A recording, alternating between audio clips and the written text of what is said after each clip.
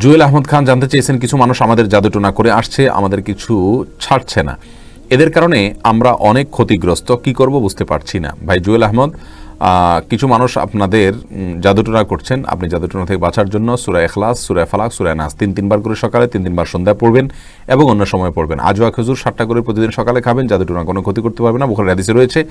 আর এই 3 কুলের আমল সূরা ইখলাস, সূরা ফালাক, সূরা নাস, এগুলো যদি বেশি বেশি করেন ইনশাআল্লাহ বিইذনিল্লাহ আল্লাহ সুবহানাহু ওয়া তাআলা আপনাদেরকে রক্ষা করবেন জাদুটোনার যে ভয়াবহতা আছে অন্তত এটা থেকে। দোয়া করি আল্লাহ তাআলা আপনাদেরকে হেফাজত করুন, আমাদের সবাইকে হেফাজত করুন এই জাদুটোনার ভয়াবহতা থেকে। যারা এই কাজগুলো করেন তারা কুফরি করেন।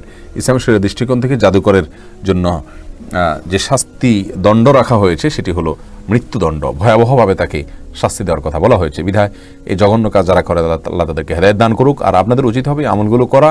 এর বাইরে রুকিয়া শরঈয়া বা ইসলামী কোরআন সুন্নাহ পদ্ধতিতে যারা ঝাড়ফুঁক করেন তাদের শরণাপন্ন আপনি হতে পারেন।